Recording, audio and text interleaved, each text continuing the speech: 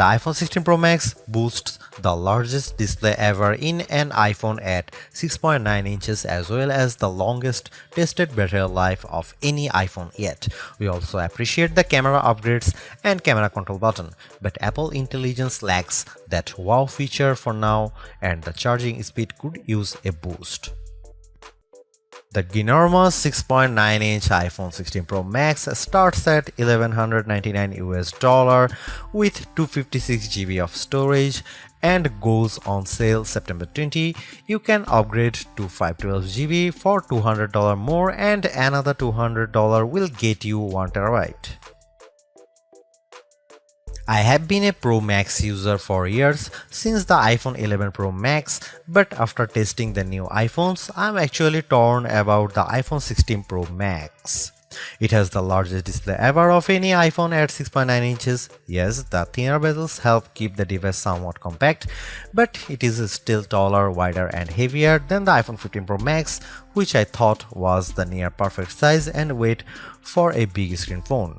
I have gone from feeling like I cheated the system to feeling slightly cheated. This might be an unpopular opinion, but I think the new Pro Max is a little too big, at least for my hands. It's more of a stretch now to do simple things like scrolling through web pages or TikTok, and once you put a case on your iPhone 16 Pro Max, it's like a mini tank. The good news is that the Pro Max is built to be more durable. In addition to having a titanium band, Apple claims that the improved ceramic shield display on this model is 50% tougher than the last generation. We can't drop these units, but on paper it's encouraging. The iPhone 16 Pro Max comes in 4 colors: titanium white, titanium black, natural titanium and desert titanium. Our iPhone 16 Pro came in the natural, which looks fairly modern, but I prefer the desert color as it pops more. The iPhone 16 Pro and Pro Max displays don't get any upgrades in terms of brightness or refresh rate, but they are still among the best OLED panels on a phone. The only main difference is that the screens can scale down to a minimum of 1 nits, which means you can use your phone in bed without disturbing anyone else and get an even dimmer alarm clock. Otherwise, the new iPhone 16 Pro Max screen is largely the same, allowing the Pixel 9 Pro to surge ahead in terms of brightness. We measured a max of about 1500 nits for the iPhone 16 Pro Max, while the Pixel 9 Pro XL hit more than 2300 nits.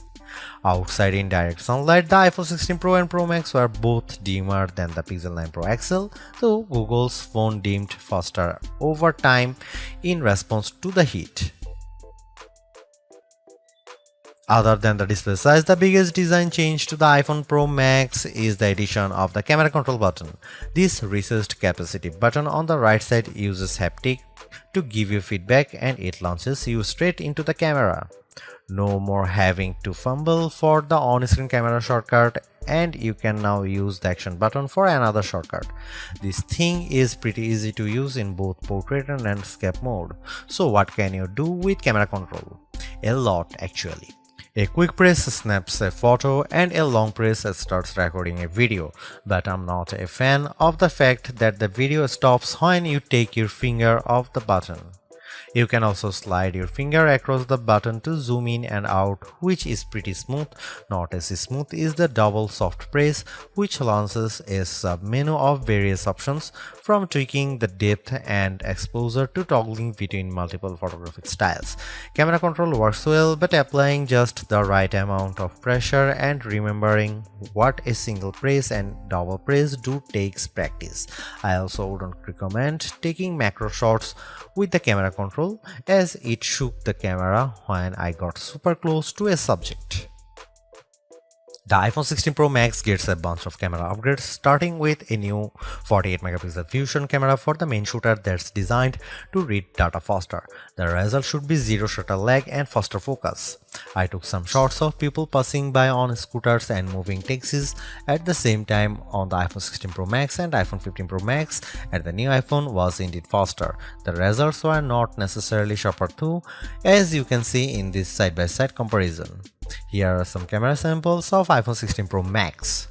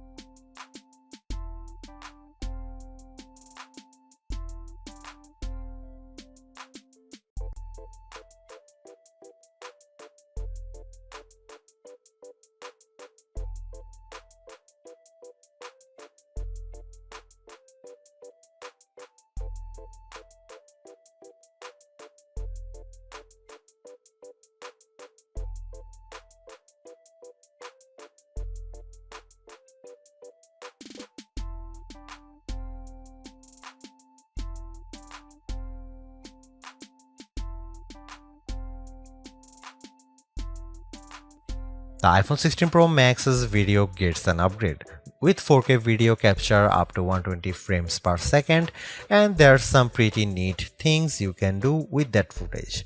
Using the playback speed controls, I could slow down a ping pong match to 50%, 25% or 20%, and the footage still looked sharp. Apple Intelligence is Apple's version of AI that's designed to be more secure and helpful than what Samsung and Google offer. But right now, Apple Intelligence is more of a tease since it's in developer beta right now and it won't launch for the rest of us until October. Even then, certain features won't be available such as visual intelligence and ChatGPT integration. So what will you be able to do with the Apple Intelligence starting in October? It starts with a new Siri. The assistant has been revamped, starting with a redesigned that makes the whole outside of the display glow when summoned. And you can type to Siri. Now you are in a situation where you don't want to use your voice. Siri is definitely more forgiving of screws up, as you can correct yourself on the fly and it will still get your command right. I started a timer and changed the time mid-sentence without a problem. You can also ask follow-up questions and Siri will get for the context. Apple Intelligence also delivers a wide range of writing tools. You can have the iPhone 16 Pro proofread your copy for grammar and word choice, or get help rewriting if you want to go for, say, a more professional tone. For example, I put together a mock email demanding a raise and I got something back that is much more appropriate. You can also have Apple Intelligence summarize long passages of text as I did with a few notes. I wish you didn't have to select all text first, but I did get a fairly good summary of the key points for my short list of this video. Don't want to look up how-to articles? Siri leverages large language models and Apple support info to give you step-by-step instructions on how to do lots of stuffs on your iPhone, from making screen recordings to scheduling a text. This is a game changer for kids who play the IT person for their parents like me. If you are looking for an Apple Intelligence feature that tugs at the heartstrings, try making a memory movie. Just enter a key phrase as you prompt and specify the mood, and you will see the iPhone 16 Pro Max create a movie out of thin air complete with music. Clean up in the Photos app, a way overdue feature compared to what you will find on the Pixel and Galaxy, but it is still nice to have. You can remove unwanted objects or people in the frame with just a tap. The cleanup feature worked fairly well when I tried to remove a person from a selfie, but you will get the best results if the background isn't too complicated. The iPhone 16 Pro Max is indeed an iterative upgrade, and maybe it wouldn't feel that way if Apple Intelligence was available today along with all the promised features. Instead, it's going to trickle out over time, so I would not to be in a rush to upgrade. Having said that, I think that iPhone 16 Pro Max is the best phone money can buy right now if you want the biggest screen and longest battery life. It lags in zoom versus the S24 Ultra, but you get more endurance, better camera quality, and plenty of creative features like photographic styles and audio mix.